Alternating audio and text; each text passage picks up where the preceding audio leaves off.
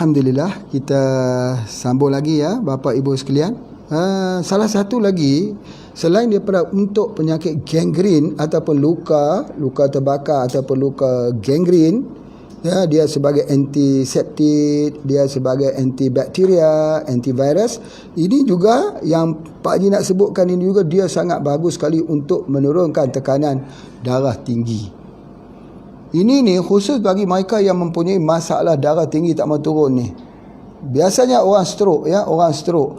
Bila orang stroke ni, keadaan darahnya dia tidak mau turun. Sebab apa? Sebab dia ada, orang kata, pelak-pelak yang ada dekat situ. Jadi oleh sebab itu, macam mana cara ya menurunkan tekanan darah tinggi ini? Ingat ya, dalam hadis Nabi SAW, dia menceritakan begini.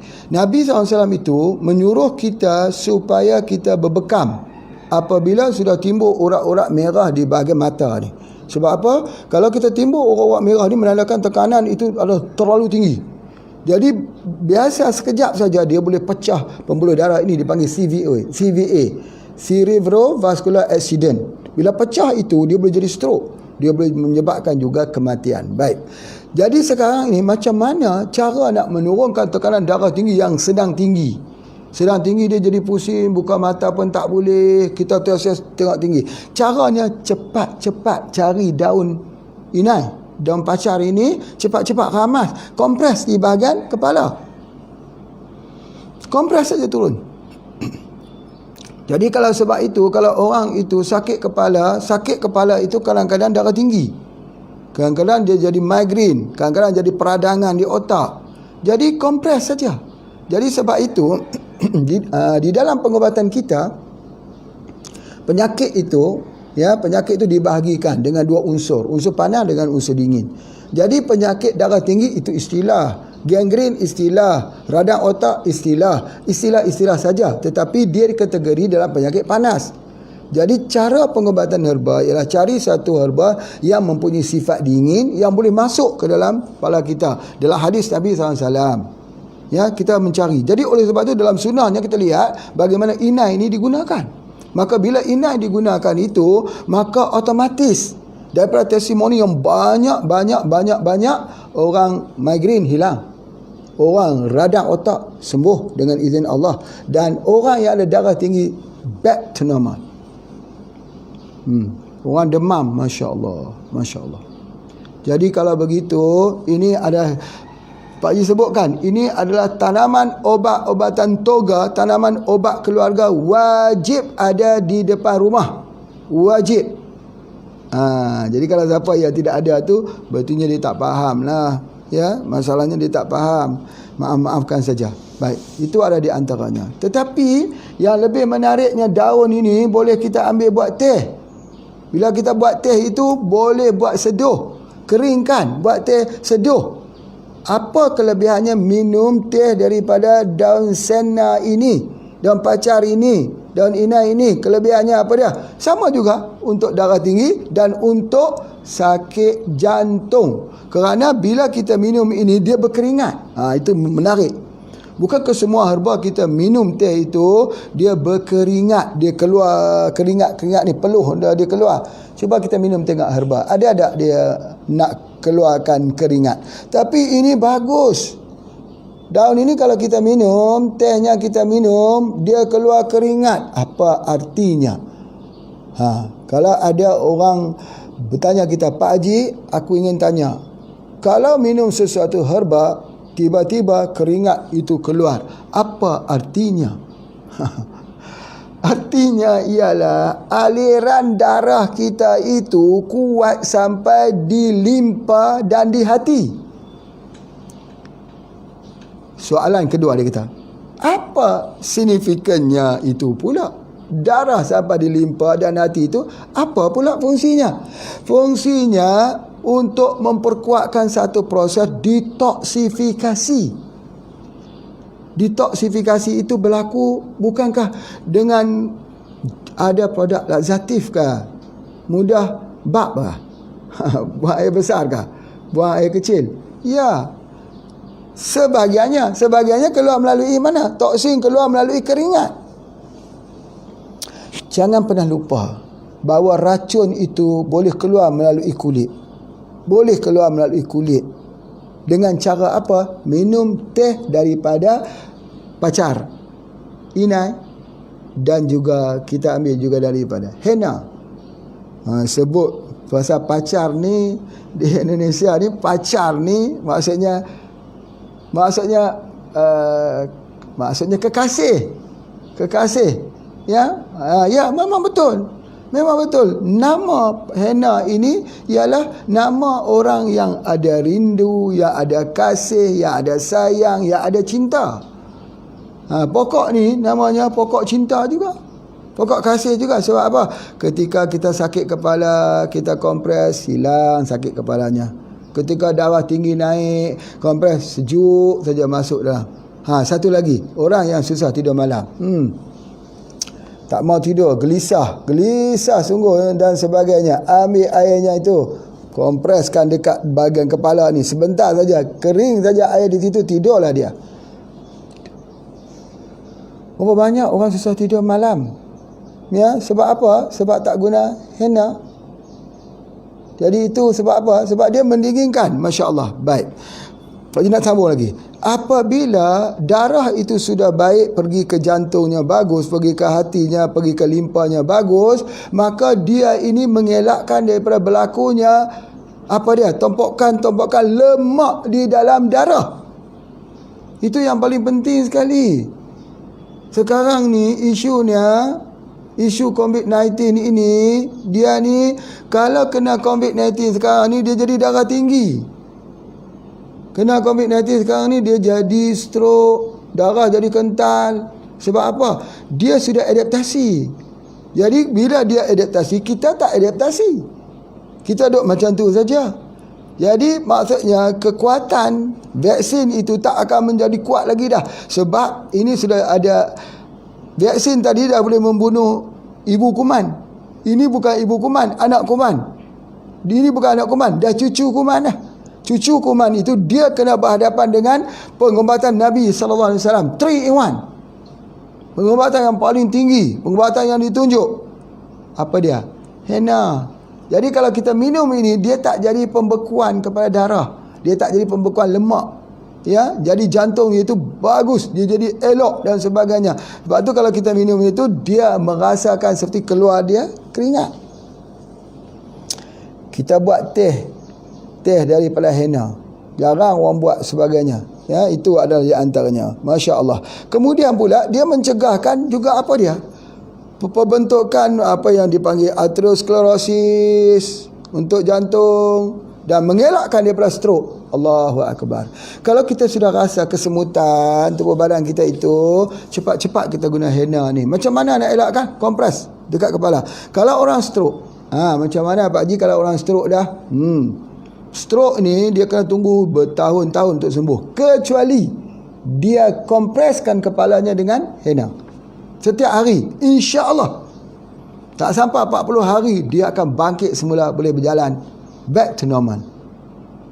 Kan pengobatan sunnah tu mana ada yang boleh ditandingi, mana boleh ada kita nak tandingi dengan sains. Mana? Buat dulu. Ada orang kata, betul ke Pak Haji? Buat dulu, buktikan.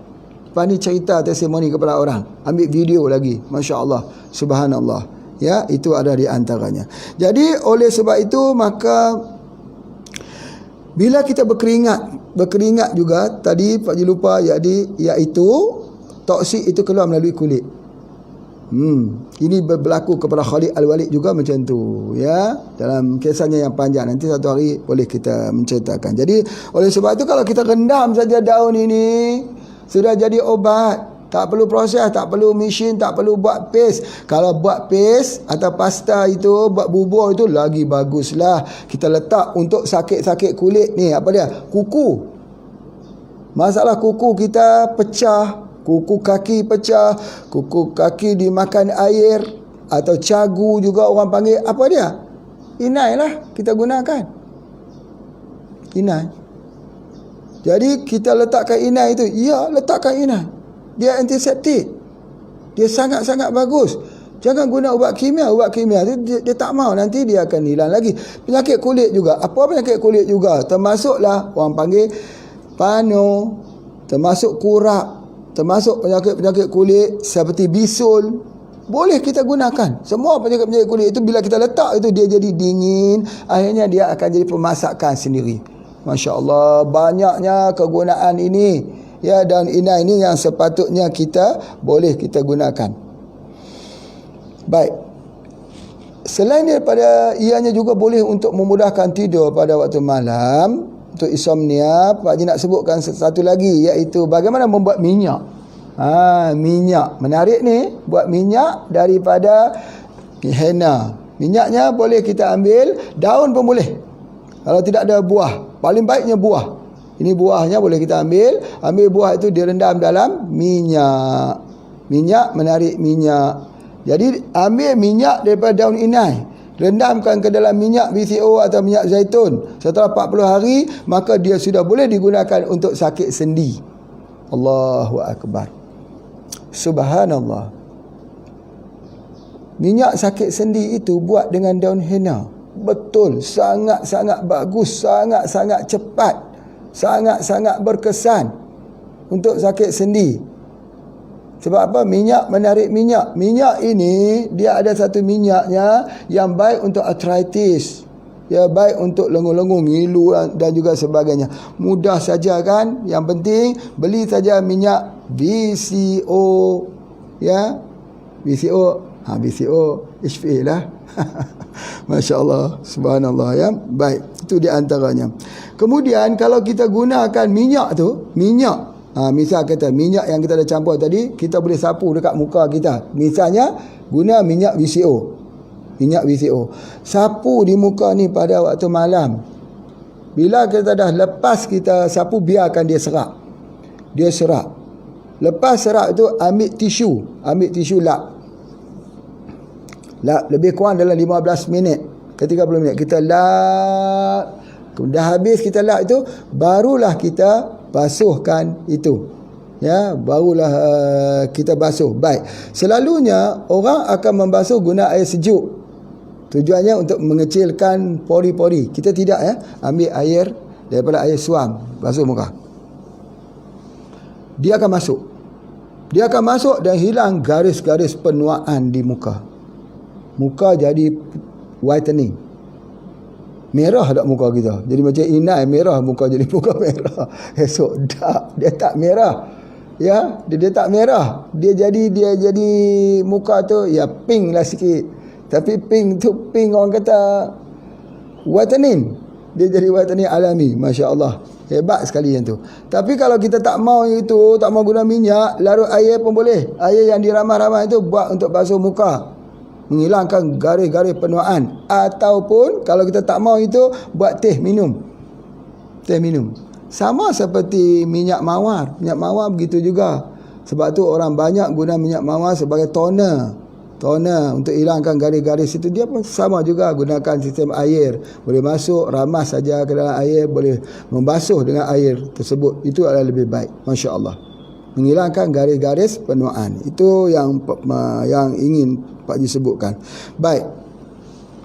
Jadi daripada kesimpulan yang Pak Haji nak sebutkan di sini, bermula daripada masalah skin, masalah kulit untuk kecantikannya, sampai kepada kuku, sampai kepada kuku tangan, kuku sebelah kaki. Kalau ada infection, jangkitan, gangrene, ada migraine, rambut gugur, ketombe, kemudian ada masalah mata, boleh kita gunakan garisan penuaan ini juga kita gunakan. Dan guna juga untuk darah tinggi, kita kompres di kepala. Orang migraine, kita kompres dekat bahagian kepala ini.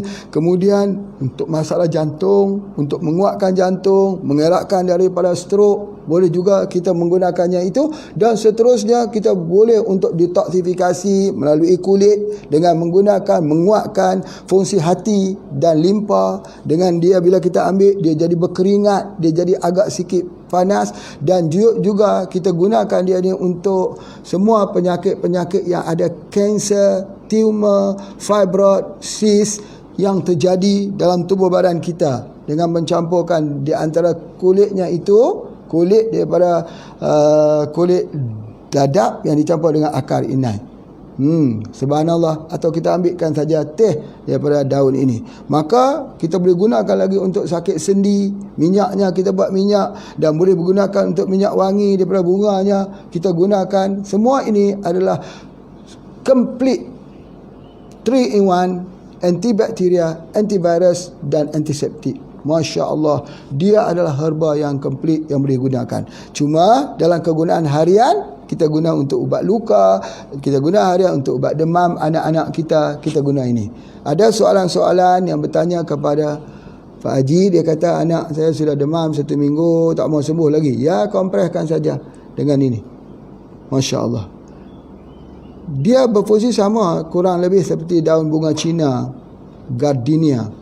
Ya, sama, tetapi ini lebih dingin. Ini ada dalam hadis Nabi SAW, dan ini adalah pengobatan Nabi SAW. Jadi kita, bila kita jumpa begitu, maka kita angkat tip Nabawi itu sebagai salah satu daripada pengobatan yang utama, insya-Allah. Alhamdulillah. Jadi kita melihat bagaimana banyaknya daripada penggunaan henna ini, tetapi yang lebih fokus iaitu Pak Haji nak terangkan supaya kita membuat dalam bentuk minuman. Minuman itu boleh datang daripada bijinya itu ataupun diambil daripada daunnya. Yang kalau kita nak gunakan untuk perawatan untuk jantung atau perawatan untuk hipertensi, iaitu untuk tekanan darah tinggi, ya, dan kita nak gunakan untuk memudahkan tidur pada waktu malam, boleh gunakan daripada buah ataupun daripada daripada daunnya. Kita boleh buat rendaman bagi buah dan juga air daunnya itu boleh kita gunakan, masuk ke dalam air hangat, seduh macam teh, ya, seduh seperti teh. Adapun bila kita masuk ke dalam minyak, dia jadi untuk arthritis. Ya, minyak itu yang kita masukkan buah ataupun daunnya itu ke dalam minyak, dia boleh jadi bentuk kita sapu untuk sakit-sakit sendi dan sebagainya. Jadi untuk itulah maka begitu juga kalau orang kata nak hilangkan parut, ya, nak menghilangkan parut-parut besar, nak menghilangkan kilat. Ini perhatian bagi orang yang ada kilat. Kilat tu yang besar-besar tu, macam mana cara nak menghilangkan, nak menipiskan kilat tersebut dengan menggunakan minyak daripada henna ini. Ya, iaitu kita merendamkan dia ke dalam minyak terus, kemudian kita dapatkan, ya, lalu kita sapu. Begitu juga dengan garis-garis penuaan ini juga kita menggunakan minyak, ya, daripada yang telah Pak Haji terangkan. Itu ada di antaranya. Kemudian ada satu lagi, ya. Hari ini, ya, kita disuruh guna alkohol, ya. Alkohol apabila kita pergi ke mana-mana tempat supaya dapat kita nak sterilkan tangan kita ini daripada, ya, virus corona ini. Jadi kita sterilkan. Jadi sebenarnya kalau kita tahu bahawa air inai ini juga boleh kita gunakan sebagai basuhan untuk tangan kita, untuk sterilkan dia daripada kuman. Dia akan keluar warna sikit, warna seperti warna merah sikit lah kalau kita tumbuk-tumbuk yang tu. Biasanya kalau digunakan dicampur dengan ditumbuk dengan arang, ya. Kalau baiknya kita ambil arang daripada batuk kelapa atau tempurung kelapa tersebut, arangnya itu ditumbuk sedikit, dicampurkan dengan daun inai, daun pacar ini, kemudian campur sikit dengan nasi, ya, kerana nasi itu akan jadi sebagai bahan pelekat. Lalu kita letakkanlah, dia jadi macam bubur, macam paste tu, kita letak pada kuku. Kalau ada kuku itu dimakan air, ada yang berbau kuku kaki dan sebagainya, kita letakkan dia punya macam tu. Tetapi kalau ada satu lagi pengkaedahan yang digunakan oleh orang dahulu, iaitu dia ambilnya nasi. Dia ambilnya nasi itu, nasi yang dah masak, maksudnya dia ambilnya, dikepal-kepalnya, dibakar nasi tersebut. Maka bila nasi tersebut telah terbakar, maka diambil air nasi yang terbakar, yang itu bukanlah terbakar keseluruhannya, bukan, mungkin 50% yang sudah terbakar hangus di kelilingnya itu diambil, lalu dibuat sebagai obat untuk dicampurkan dengan inai ini untuk diletakkan kepada tempat yang bengkak, seperti bisul, seperti apa-apalah, dia sebagai untuk menjadi sebagai pemegang. Tetapi kaedah yang paling mudah ialah guna arang dan juga dicampurkan dengan sedikit nasi untuk jadi sebagai bahan perekatnya, insya-Allah. Itu adalah antara yang sangat baik. Kemudian seterusnya, apa yang Pak Haji nak sebut tadi nak fokus sikit tentang stroke. Last kali untuk nak cerita sikit pasal stroke. Banyak sangat orang jadi stroke ini pada hari ini. Maka kaedah dia bagaimana nak membuka balik darah beku di dalam kepala kita ini. Stroke itu disebabkan kerana terjadinya pembekuan darah, kerana pecah pembuluh darah itu sebagainya. Macam mana cara kita nak gunakannya? Maka yang paling terbaik ialah guna minyak bersama dengan ubat minum. Minyak dan bersama dengan ubat minum. Banyak orang tak percaya kalau Pak Haji katakan stroke itu iaitu dia kena lomor minyak di kepala. MPH itu minyak Pak Haji atau minyak bubur tu lomor sampai dia basah. Bukan sapu macam minyak rambut, bukan. Lomor sampai dia basah. Dengan sendiri dia akan masuk herbanya itu. Ada arang di situ, ada karbon aktif yang di situ, dia akan masuk dan menghilangkan darah beku tersebut. Jadi itu adalah salah satu daripada kaedah yang sangat baik. Jadi oleh sebab itu, apa yang Pak Haji nak minta ini ialah kita cuba percaya kepada orang stroke. Cuba lomorkan pada setiap hari MPH atau lomorkan saja dengan minyak bubuk setiap hari, waktu pagi, waktu petang, waktu pagi, waktu petang. Sebab obat itu masuk melalui bahagian kepala. Nanti akan ada orang macam mana nak masukkan bahagian kepala ni, ada lemaknya, ada tempurung kepalanya begitu. Subhanallah. Jangan bincang dengan banyak kita mendiskusi kata tidak, sedangkan orang dah sembuh dah ramai sekali. Orang tabrakan, orang aksiden yang ada darah bekunya itu kaedah yang paling bagus. Kemudian di samping itu baru kita minum teh daripada daun ini. Daun inai ini kita masuk ke dalam gelas, tuang air, buat teh seduhan atau keringkan dia. Boleh juga daripada buah dia. Buat 2 pencampuran ini saja, tak perlu campur yang 3. Tak perlu gunakan yang 3 lagi. Guna 2 ini saja. Metodologi pengobatan ini sangat-sangat berjaya. Kalau tak mau guna MPH, tak mau guna minyak bubut, guna saja minyaknya. Bunga daunnya campur sekali dalam buat minyak. Sapu di kepalanya setiap hari. Dan seduh air daunnya yang kering macam teh itu, seduh setiap hari. InsyaAllah. Bukan kesemua herba mempunyai kapasiti untuk sampai ke otak, ke meridian otak. Tidak semua. Tidak semua herba kita minum tiba-tiba dia berkeringat. Tidak semua. Tidak semua. Kebanyakannya kalau kita katakan untuk detoksifikasi, kita kena minum dan dia keluar melalui buang air besar, buang air kecil. Sebab tidak banyak herba-herba yang mempunyai kapasiti mengeluarkan racun melalui keringat. Tetapi inai ini bila kita minum, dia keluar racun itu melalui keringat. Nanti kita kejar sikit saja keluar keringat, kejar sikit keluar keringat. Bila dia keluar keringat itu berartinya racun dia keluar. Organ yang paling besar tubuh badan kita kulit. Bila kulit ini memainkan peranan yang penting untuk mengeluarkan racun, maka banyak racun-racun itu keluar dalam tubuh badan kita. Sebab tu kalau orang belajar iridologi, kita tengok di zona yang ketujuh. Zona 1, 2, 3, 4, 5, 6, 7 ada hitam. Apa dia panggil? Skefrin. Skefrin ini menandakan bahawa racun itu tertumpuk di bawah kulit, tak boleh keluar. Jadi macam mana kita nak keluarkan ini? Jadi oleh sebab itu berlaku satu detoksifikasi. Racun dikeluarkan, hati itu keluar melalui kulit. Masya Allah. Ajaib. Bukan semua herba boleh bersifat begitu. Tetapi pada pokok pacar ini, pokok ina ini boleh berlaku demikian. Jadi oleh sebab itu, Masya Allah, dipandang di sudut mana pun, kita akan mendapati bahawa tip nabawi, pengobatan menggunakan alamiah ini yang terbaik. Sayang sekali, khazanah-khazanah ini sudah tidak mau lagi orang menggunakannya. Itu yang Pak Haji sebutkan, bahawa orang-orang yang tidak mendapat nikmat daripada kurnia apa yang Allah beri kepadanya, itu adalah sebesar-besar nasib malang yang kita terima.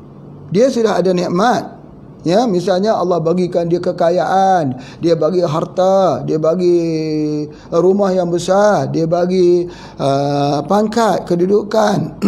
Ada ramai orang yang bersama-sama dengannya, dia jadi orang yang ternama, ada nama. Tetapi dia tak rasa itu semua. Rumah besar terasa kecil, tubuh badan yang sihat terasa sakit, keramaian terasa sepi. Jadi dia rasa itu semua, itu adalah merupakan salah satu daripada nasib malang. Itu adalah merupakan salah satu yang lebih bahaya daripada penyakit yang lain. Dia akan tak boleh rasa sebarang nikmat Allah SWT. Bagaimana dengan orang yang bila Allah Ta'ala bagikan nikmat berupa dengan tanaman ubatan yang menjadi salah satu daripada kelebihan yang amat dahsyat, tetapi dia tak nampak nikmat tersebut. Dia tak nampak nikmat tersebut. Sebab apa? Dia pejamkan mata, dia butakan mata, dia letakkan itu sebagai urusan yang sepele. Dia tidak mau bertadabur, dia tak mau fikir, dia tak mau zikir, dia tak mau tengok, dia tak mau kaji, dia tak mau lihat apa yang adalah hadis-hadis Nabi SAW, yang akhirnya dia jadi orang yang menjadi pengikut kepada pengobatan-pengobatan kimia terus menerus. Sedangkan ubat-ubat di tepi rumah dia tak sudi untuk ambil, dia tak mau untuk mendengar, dia tak mau untuk mencoba, dan dia mengatakan bahawa ini kesemuanya adalah satu tradisi kuno zaman dahulu. Kalau tak ada zaman dulu, tak ada zaman ini. Kalau tidak ada herba, tak wujud juga kimia. Kerana kebanyakan kimia awal-awal itu adalah semua berasal daripada herba, tetapi diolah suaikan, dijadikan sebagai ubat-ubatan kimia. Jadi oleh sebab itu, kenapa kita tak jadikan? Kalau kita sendiri tidak mahu jadikan dia sebagai satu alternatif, kita jadikan dia complementary. Kalau kita tak mahu jadikan dia sebagai complementary, kita jadikan dia sebagai functional food, sebagai makanan.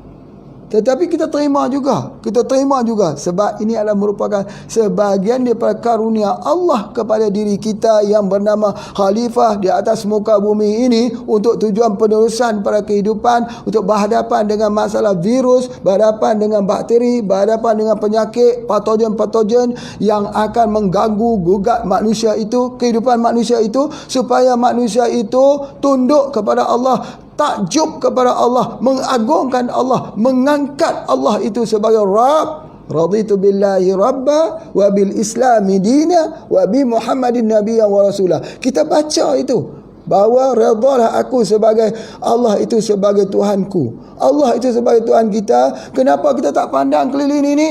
Allah turunkan tumbuh-tumbuhan, sia-siakah?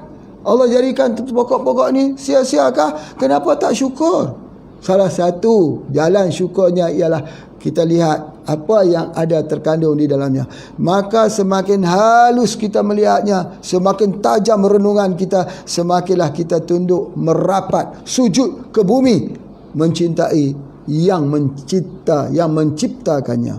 InsyaAllah, ingat, kita jangan lupa bahawa kita ada sementara, dan kita jangan lupa yang tidak sementara. Terima kasih kuliah hari ini. Assalamualaikum warahmatullahi wabarakatuh.